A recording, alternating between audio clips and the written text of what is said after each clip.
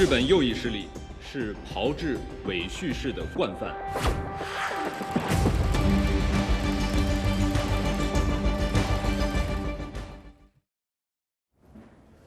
자, 일단 본격적인 얘기를 하기 전에 영상 하나 보면서 시작을 해볼게요. 자, 중국이 어제 강상륙함 후베이함의 훈련 영상을 지금 공개를 한 건데요. 자, 저렇게 거친 포성이 일제히 울리고요. 하얀 물살을 가르면서 위용을 드러냅니다. 이게 제가 설명드린 것처럼 최첨단 중국 해군의 후베이함이라는 겁니다. 자, 이게 훈련 영상을 이번에 공개를 또 한 거거든요. 사실 이제 다카이치 일본 총리가 대만 유사시의 발언 이거에 대해서 또 나름 이제 반성을 하는 것 같은 취지의 입장을 냈었어요. 그런데도 불구하고 지금 중국이 그냥 계속해서 이런 훈련 영상을 또 공개한 겁니까? 왜 그런 거죠?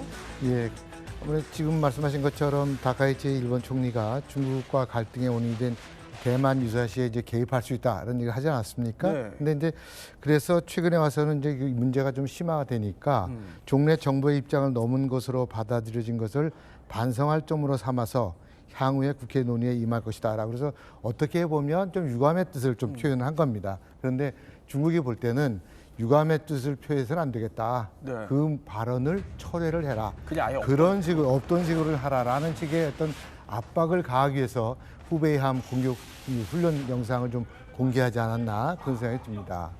그런데 또 이제 일본 정부의 종래 입장을 또 바꾸는 건 아니다라고 하면서 일본은 또 굽히지 않네요. 그렇죠. 일본이 뭐 이 문제에 대해서 나름대로 생각이 또 새로 신임 총리가 들어섰기 때문에 예. 이 문제를 가지고 중국이 뭐라고 한마디 했다고 그래서 그거를 뭐 철회하거나 뒤로 돌이키거나 그러가기는 상당히 어려운 부분이 있습니다. 이게 국가 이익이라고 하는 것이 네. 걸려 있기 때문에 그 문제에 대해서는 쉽게 개인 간의 문제가 아닙니다. 이거는 국가 간의 문제이기 때문에. 네. 그런데 자, 오늘 이 영상이 후베이함 이거에 주목을 해봐야 되는 특별한 이유가 있다면서요? 예, 우리 해군으로 비유하자면 이게 네. 대형 상륙함에 들어갑니다. 우리 해군에도 이제 독도함, 마라도함이 있는데 보통 이 두 척의 함정들이 상륙 작전의 핵심적인 역할을 합니다. 근데 지금 이 나온 후베이함 같은 경우에는 우리 독도, 마라도함보다 더 커요. 그리고 실제로 헬기 한 30대, 네. 그리고 병력 약 1000여 명. 이 밖에 상륙 작전에 필요한 상륙 돌격 장갑차라든가 이런 것들을 다 수납을 하고 있습니다. 근데 지금 이제 물론 이 후베이함이 유사시에 예. 뭐 대만 침공의 핵심이 될 수도 있지만 중일관에는 또 센카쿠 열도, 띠아오이따오와 관련된 또 이런 분쟁이 있습니다. 이런 데서도 쓰일 수 있기 때문에 이게 단순한 무력 시위보다는 어떻게 보면 일본에 대한 강력한 경고 메시지를 좀 담고 있는 거 아니냐라고 좀 보여집니다. 자, 지금 후베이함을 보여드리고 있지만 중국의 압박은 또 이것뿐만이 아닙니다. 네. 말 그대로 전방위적으로 지금 압박에 나서는 중인데요. 영상 하나 또 볼까요?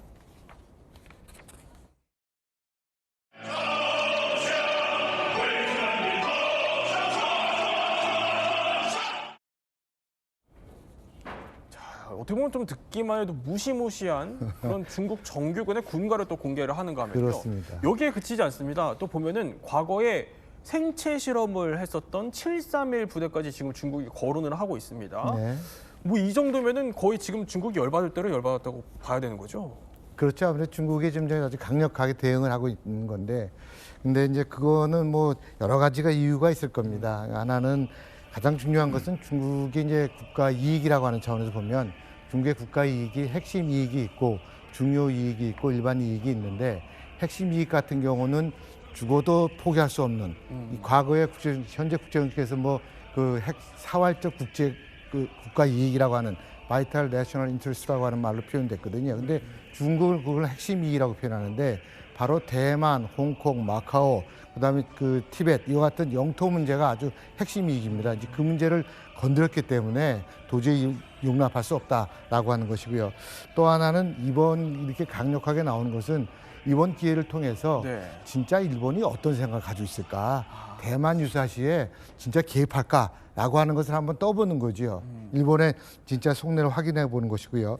그다음에 일본의 대만 개입 시사하는 발언 이런 것들을 앞으로 더 이상 못하게 하는 네. 재발 방지의 어떤 그 경고의 의미도 있고요. 또 하나는 시진핑 그의 그 리더십 문제가 상당히 중요합니다. 지금. 근데 지금 대내적으로 아주 탄탄한 권위를 가지고 있는 것처럼 시진핑 주석이 보여지는데 네. 중국도 강조를 하고 있고 그런데 이런 문제가 나섰을 때 가만히 있으면 시진핑 주석이 좀 무른 거 아니냐, 좀 리더십이 약화된 거 아니냐 이렇게 생각할 수 있는 거거든요. 특히 최근에 중앙군사위원회에서 여러 가지 얘기가 나오고 있는데 그 군부가 그 서방 세계에서나 이런 데서는 지금 실각설도 나오고 있고 그렇죠. 그렇잖아요. 최근에 그러니까 금년 여름 정도에 네. 또 군부와의 갈등 이런 거 있는데 제가 볼 때는 그건 절대로 그럴 가능성은 없고 감히 덤비지 못하는 상황이 있거든요. 중국 내부에서는요. 그래서 그런데 특히 중앙 그 공산당 중앙위원회 전체 회의가 지난 10월 23일 날 폐막을 했습니다. 네네. 거기에 보면은 그 30일 집단군이라고 그 후지엔성에 주둔하는 부대인데요. 여기는 대만 문제하고 남중국해 문제와 관련된 육군 부대입니다. 이런 것들의 사람들이 전부 다 그 실각이 됐거든요. 당적 박탈되고 이런 것을 바라보면 적어도 군부에 대해서 그렇군요. 내가 확실하게 장악하겠다고 하는 것을 보여주기 위해서 강력하게 나오는 것 같습니다. 그런 의도가 숨어 있다는 이제 네. 쭉 분석을 해주셨어요. 네. 그런데 아까 제가 설명을 드린 게 이게 전방위적인 압박이라고 그러거든요. 네. 중국이. 자, 압박이 여기서도 이어집니다. 바로 중국 외교의 상징 판다까지 지금 일본에 있던 판다까지 지금 다시 조기 송환을 네. 시켜버린 겁니다. 예. 이거 판다도 상당한 의미를 갖는 동물이죠. 예, 중국 같은 경우는 이 판다를 그 외교의 주요한 수단으로 활용합니다. 그래서 중국의 외교 단계를 보면은 단순 외교 단계부터 시작해서 전략적 협력 동반자 관계가 있는데 좋은 각 국가 관계가 있을 때는 이것도 빌려주고 합니다. 그런데 그렇지 않으면 빌려줬다가도 조기 송환도 하고 그러거든요. 근데 지금 일본에서 지금 판다 문제 나오는 건 사실은 2월 20일 날 그 반환하게 되어 있습니다. 외국에서 태어난 판다는 네. 만 4세 전후에서 중국에 보내야 됩니다. 의무적으로 협정입니다. 그래서 이것도 그런데 지금 상황이 묘하게 엮였기 때문에 판다 문제까지도 중국이 심하게 얘기하고 있는 것이 아니냐라고 하는데 그 문제는 조금은 저희가 생각을 달리해야 될 것 같습니다. 그렇군요. 예. 지금 샤오샤오 레이레이 영상 지금 저희 보여드리고 있어요. 이름이 이렇게 나오죠? 네. 자, 이제 저 친구들이 중국으로 돌아가는 거죠. 갑니다. 예. 예. 그런데 이런 중국의 어떻게 보면 전방위적인 압박, 판다까지의 압박, 네. 이런 압박이 이어지니까요. 일본 움직임도 심상치가 않아요. 보면은 오늘 이런 기사가 떴어요. 일본 정부의 핵심 인사가 일본이 핵무기를 가져야 한다 이렇게 언급을 했다라고 해서 지금 파장이 일파만파 커지고 있는데 조진국 교수님, 또 이제 일본 전문가 오셨으니까 안 여쭤볼 수가 없습니다. 왜 이러는 겁니까, 일본은 또? 글쎄요. 저도 오늘 아침에 뉴스를 좀 예. 보고 좀 깜짝 놀랐는데요. 그러니까 총리에게 안전보장 문제에 관해서 조언을 하는 인사라고 이렇게 되어 있어요. 사실상 뭐 공적으로 본다면은 국가안전보장국의 국장이 있고 네. 거기에 아마 외교관 출신이 임명이 됐는데 아마 그런 그 과거의 전례가 없기 때문에 그분은 좀 신중한 발언을 했을 것으로 보여요. 근데 아마 5명이 총리 보좌관이 있는데 아마 그 중에 한 분이 얘기를 한 것으로 보여요. 예. 근데 보유해야 한다고 얘기를 했는데 뭐 억제력 차원에서 독립적으로 좀 필요하다고 얘기를 한 것 같은데 그렇다고 해서 금방 보유를 위한 논의를 해야 한다든가 이런 건 아니고 네. 또 다카이 정권 그 하에서 그런 일이 지금 논의하고 있다 하는 정도까지도 간 것도 아니에요. 다만 어떤 의도에서 얘기가 나왔는지 모르지만 보유를 해야 한다. 아마 논의를 좀 해야 한다는 얘기를 좀 애둘러서 얘기한 것이 아닌가 하는 생각이 듭니다. 그렇지만 네. 이제까지의 그 일본 정부가 가지고 있던 그 비핵 3원칙이라는 게 있거든요. 여기에는 맞지 않고 또 국제적인 체제에 NPT 체제라는 것도 있어서 거기에 또 반하는 그런 말이기 때문에 조금 파장이 좀 클 것으로 생각이 됩니다. 근데 그러니까 현실적으로 쉽지는 않아도 네. 당장 쉽지는 않아도 어쨌든 이런 발언이 스물스물 나오기 시작한다는 것 자체가 굉장히 유의미한 거 아닙니까? 그렇죠. 좀 주목을 해볼 필요가 있어요. 예. 근데 다만 이게 이런 내부적인 논의가 이루어지고 있는 것이냐 하면 또 그렇지도 않은 것 같아요. 금방 말씀드렸다시피 국내적인 문제도 있고 네. 국제적인 체제의 문제가 있기 때문에 극복해야 할 문제가 너무 많다는 거는 일본인 스스로가 잘 알고 있고 일본 정부도 잘 알고 있습니다. 근데 김 교수님 하나만 여쭤보면 일본에서 지금 이 발언 나온 거 중국도 상당히 또 예의주시하겠군요. 그렇겠죠. 예, 지금 말씀하신 것처럼 일본은 그동안의 원칙이 핵을 개발하지도 않고 보유하지도 않고 반입하지도 않는다. 그게 그러니까요. 비핵 3원칙입니다. 그런데 이해를 하는 것은 지금 마치 중국이 똑같이 일본에게 하는 것처럼 일본도 중국에 대해서 한번 맞대응을 하는 거죠. 그래서 사견임을 얘기하지만 사실은 사견이지만 이게 사견일 수 없는 게 총리실의 간부입니다. 그렇죠. 이렇게 되면은 예. 공무원이거든요. 국가기관의 공무원이기 때문에 이런 얘기하는 것에 대해서는 적어도 최소한의 수준에서 내부적으로 제가 볼 때는 얘기가 좀 되지 않나. 우리가 뭐 하나 해야 된다. 네. 반응해야 되는데 비핵화 문제를 한번 좀 건너보자라고 얘기하지 않았을까. 저는 그런 생각이 듭니다. 핵 문제까지 뭐 슬슬 건드리기 시작하는 그런 분위기인데 네. 지금까지 이제 저희가 딱 짚어본 상황만 보면은 어떻게 보면 약간 중국의 압박이 일본을 좀 밀어붙이는 모양새처럼 네. 살짝 그렇게 보일 수도 있습니다. 근데 사실 일본의 그 군사 행보는요, 그 이전부터 사실 차근차근 진행이 되어 왔습니다. 바로 그 중심에 일본의 난세이 제도라는 곳이 있군요. 예, 그렇습니다. 지금 이제 영상으로 나오고 있지만 예. 일본 열도와 대만 사이에 보면 여러 섬들이 이렇게 쫙 배열이 돼 있습니다. 그래서 아마 이제 시청자분들 기억하실 거예요. 주한미군 사령관이 왜 거꾸로 뒤집어진 지도 굉장히 강조했었죠. 옛날에 있었죠. 예. 근데 그렇게 보면 저 지도를 다시 한번 뒤집어 보면 일종의 저 섬들에다 뭔가를 배치하기 시작하면 해상의 일종의 만리장성처럼 될 수밖에 없어요. 그러니까 중국 입장에서 봤을 때는 저 섬들 사이에 있는 해협들을 거쳐서 태평양으로 나와야 되는데 네. 저게 만약 어떤 군사시설도 있다 그러면 굉장히 어려워지겠죠. 그래서 사실 이제 미국과 일본은 오래전부터 이 난세이 제도를 요새화하는 작업들을 많이 해왔습니다. 그래서 저도 사실 뭐 우리 지금 이제 지도로 나오고 있지만 잘 보시면 중국 입장에서 나가는 길에 저 섬들에 쫙 이렇게 뭔가 배치를 해놓으면 굉장히 나가기 힘들어지겠죠. 해상의 만리장성 같은. 그렇죠. 일종의 분쇄된 느낌. 성들을 쌓아놓는다는 개념으로 이렇게 보시면 그렇게 볼 수도 있는데 그렇기 때문에 이게 굉장히 오래전부터 미국과 일본이 사실 준비를 많이 해왔고 네. 실제로도 저도 이제 오키나와 가보면 그런 것들을 많이 좀 볼 수 있었습니다. 그런데 저 난세이 제도를 우리가 이제 하나하나씩 뜯어볼게요. 보면은 첫 번째, 우리한테 휴양지로 유명한 곳이에요, 오키나와. 근데 여기가 전략 심장부예요? 맞습니다. 그러니까 우리 관광객분들이 이제 오키나와에 딱 여객길 타고 내리면 만나게 되는 데가 바로 이제 나하 공항인데 이 나하 공항이 민군 복합 공항이에요. 그래서 일본의 항공자유대도 있고 그다음에 해상보안청도 있고 그다음에 다른 기관들의 항공기들도 이 공항에 다 있습니다. 그렇군요. 그래서 저는 실제로 2016년에 한번 갔을 때 중국 군용기들이 방공식별 구역을 침범해서 그 나하공항에서 F-15J 전투기가 이제 비상 이륙하는 것도 한번 본 적이 있는데 네. 그 정도로 지금 어떻게 보면 일본 자위대 각종 전력들이 이 오키나와에 지금 집결이 돼 있고 나하공항도 잘 보면 예전에는 이 콘크리트 방으로 된 그런 항공기 행거들이 없었는데 네네. 지금 계속 짓고 있어요. 그리고 거기에 더해서 미 해병대도 지금 오키나와에 주둔해 있고 네.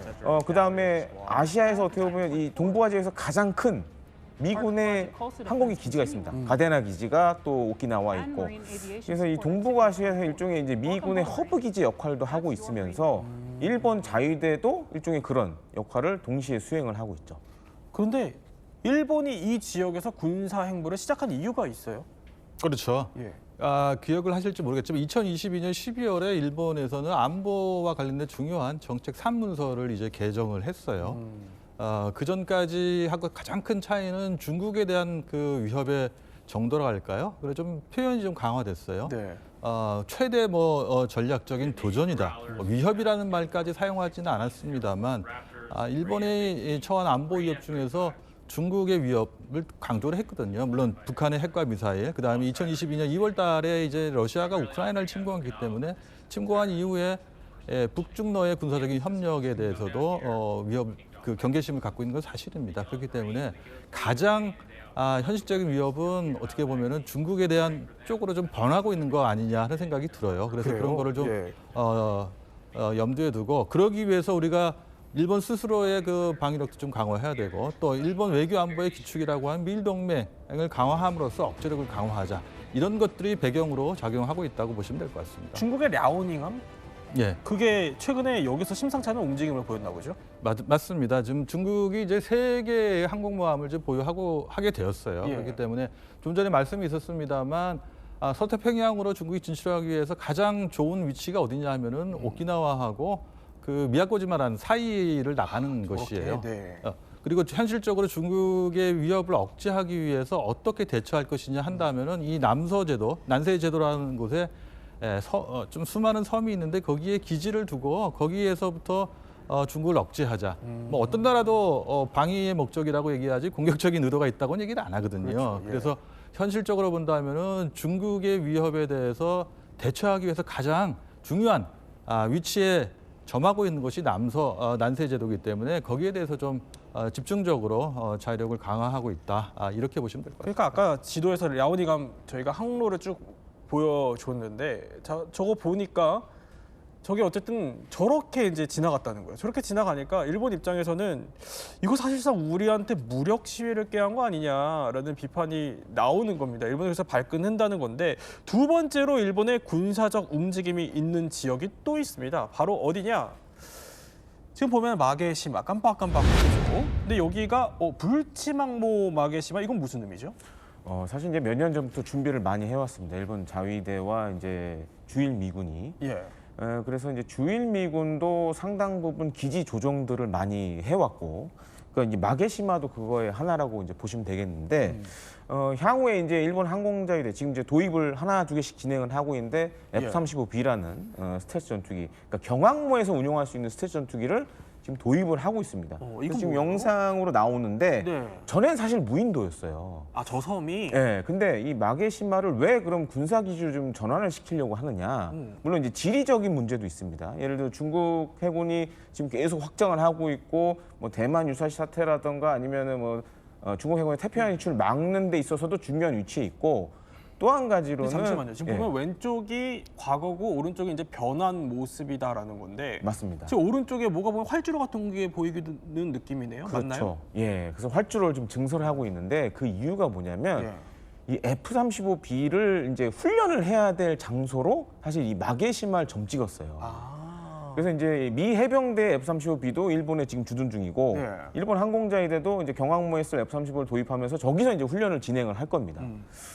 근데 이제 뭐 지금 영상으로 이제 F-35B가 나오고 있지만 이게 항모에서 쓰다 보니까 막 예를 들어서 항공모함이 수리에 들어가게 되면 훈련하기 어렵겠죠. 그러니까 이제 저런 지상 훈련장을 별도로 만들어줘야 되는 문제가 있었습니다. 그래서 이 마게시마를 선택했고, 또 한 가지 이제 지리적으로도 유리한 곳에 있기 때문에 네. 뭐 굳이 F-35B가 아니더라도 저런 F-15라든가 F-2 항공 자위대가 운용 중인 각종 전투기들도 여기서 이착륙 훈련을 하는 것도 지금 이제 검토를 하고 있는 그런 상황입니다.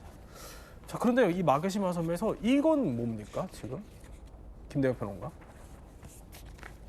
지금 오스미 해협에 지금 마게시마가 있고요. 지금 보면은 동그라미가 그려져 있는데 지금 여기를 눈여겨봐야 된다 이런 의미일까요? 그렇습니다. 이 오스미 해협도 예. 지금 중국 해군이 태평양으로 진출할 수 있는 중요한 해협 중에 하나입니다. 그러다 보니까 이 마게시마에 만약에 F-35B를 비롯한 뭐 F-15J, F-2 전투기들이 있으면 통과하기 어렵겠죠.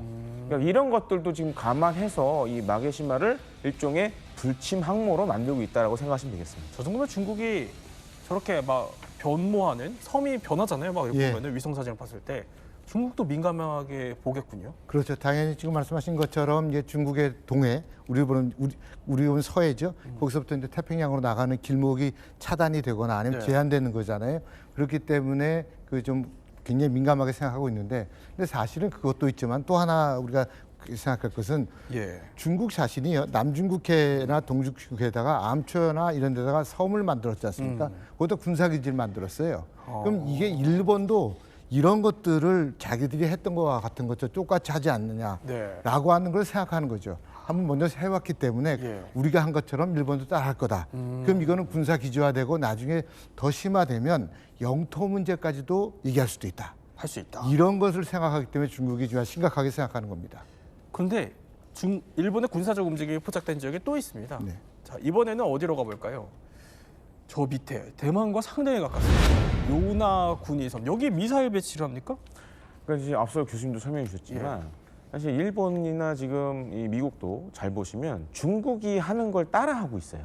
그러니까 우리가 이제 전문 용어로 하면 A2D2 반접근 거부 전략이라는데, 저런 이 지금 나오는 섬에 대한 미사일이라든가 아니면 지대공 미사일을 배치하는 거예요. 그러면 이 지역으로 들어오지 마라는 그런 시그널을 주는 겁니다. 그렇군요. 그리고 또 한 가지로는 이 요나구니 같은 경우에는 지금 이제 영상에 나왔지만 03식 중거리 지대공 유도탄이라든가 그다음에 뭐 이 03식 중거리 지대공 유도탄은 우리 공군의 천궁이랑 좀 비슷합니다. 그래서 항공기나 순항미사일 유격도 가능하고요. 또 한 가지로는 이 워낙 요나군이가 대만에서 가깝기 때문에 네. 이 요나군이에 살고 있는 원주민들 같은 경우에는 실제로도 그 대만 객가어를 좀 구사를 한다는 얘기도 있어요. 예, 그 정도로 네. 굉장히 가깝기 때문에 요건 어떻게 보면은 일본 입장에서도 뭐 대만 유사시를 대비한 그런 행동으로도 좀 군사적 행보로도 보여지기도 하죠. 지금 저 정도로 가깝다는 거예요. 한 110km? 그래서 이제 우스갯소리로 날씨가 좋으면 대만이 보인다. 그런 얘기들도 이제 나오곤 한다라고 할 정도로 굉장히 가깝다는 겁니다. 근데 이 정도면은 자, 사실 이 같은 어떻게 보면 우리가 일본의 군사 행보 이런 걸 짚어봤지만 중국도 만만치 않을 것 같다 이런 생각이 듭니다. 자, 그래서 그런지 중국이 이런 모습을 또 보여주고 있습니다. 이번에는 영상을 중국이 또 하나 공개를 했는데 자, 저희가 한번 보여드릴게요. 이번에는 무인기를 공개했습니다. 차이홍이라는 무인기인데 자, 영상 하나 볼까요? 이겁니다. 이거는 어떤 의미가 있죠, 김 대표님과? 차이홍 이 무인기 같은 경우에는 예. 그러니까 중국어로 차이홍이라는 게 예. 무지개라는 의미를 담고 있습니다. 근데 최근에 이제 중국이 저런 좀 대형의 좀 저피탐, 그러니까 스텔스성을 갖는 무인기들을 많이 좀 보여주고 있습니다. 그러니까 지난 9월 3일 전순위 열병식 때도 많이 보여줬는데 네. 그거보다 좀 크기가 더 커요. 그 이유는 뭐냐 그러면 바다에서 만약에 미중 간의 충돌이 있을 때 저런 스텔스 대형 드론들이 미리 나가는 거예요. 그래서 움직임을 미리 파악하고 네. 공격할 수 있는 이런 것들을 지금 중국군이 많이 개발을 진행하고 있는 상황입니다. 근데 이게 일본한테 어떤 위협이 되는데요? 그렇죠. 그러니까 지금 잘 보시면 예. 중일 간의 뭐 무력적인 충돌은 없지만 그러니까 일본의 방공식구역을 침범을 많이 하는 것 중에 하나가 중국의 저런 무인기들입니다. 근데 만약에 저런 차이용 7 같은 무인기들이 지금 이제 지금 그 오키나와라든가 이런 데 계속 등장하게 되면 네. 일본 항공제대는 굉장히 피곤해지겠죠. 계속 출격을 해야 되는 문제도 있고. 네. 그리고 이런 걸 띄움으로 인해서 우리가 군사적으로 중국이 일본보다 앞서 있다. 왜냐하면 일본은 아직까지 저런 차이용 7과 같은 큰 대형 스텔스 무인기를 만들질 못해요. 그래요. 그러니까 그런 정도로 지금 군사적 압박의 속도를 좀 많이 내고 있다라고 생각해야 될 것 같습니다. 게다가 이게 작전 반경이 한 3,000km 정도 달한다고 그렇죠. 해요. 그러니까 태평양의 이런 미군의 활동을 감시할 수도 있고, 그다음에 해상자위대나 항공자위대의 움직임도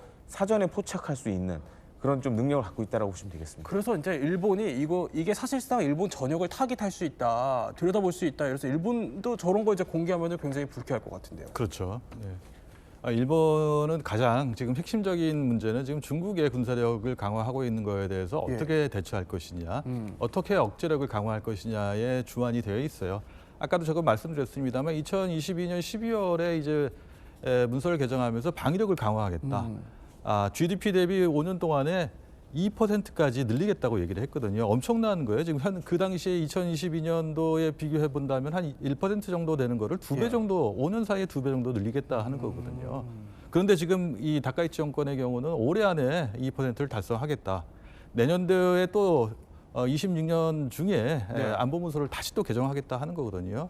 그 타겟은 중국이에요. 그렇기 때문에 중국과 일본의 이런 그 뭐랄까요, 자존심의 대결이 자칫 잘못하면 이제 군비 경쟁으로 이어질 수 있고, 그 사이에 끼어 있는 우리한테 어떠한 선택을 해야 할지 중요한 기로에 와 있다고 할 수 있습니다. 김대표라, 우리가 지금 드론 얘기하지만 중국이 그런데 여기에 더해서 항공모함까지 지금 또 과시를 한다고요? 그렇습니다. 이미 3척의 항공모함을 지금 중국 해군에 전력화를 했고요. 네.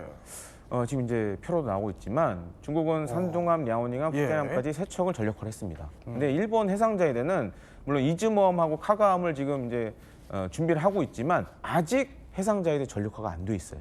그러니까 그런 또 좀 큰 차이가 있고 사실 이제 준비는 많이 해왔습니다. 일본 해상자위대가. 하지만 이제 일본 내 문제라든가 국제적 여론을 봐가면서 하나하나 단계별로 지금도 준비를 하고 있다고 보시면 되겠습니다. 김 교수님. 네.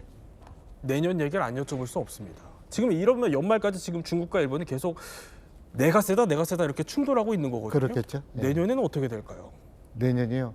근데 제가 볼 땐 지금 현재 뭐 지금 내년이라도 한 달뿐이 안 남았으니까 한 달치 안 남았는데 내년 하반기까지는 적어도 계속 가지 않겠느냐. 이게 쉽지 않습니다. 왜냐하면 지금 중국이 가지고 있는 국가 대전략이라고 하는 그랜드 플랜을 건드린 거거든요.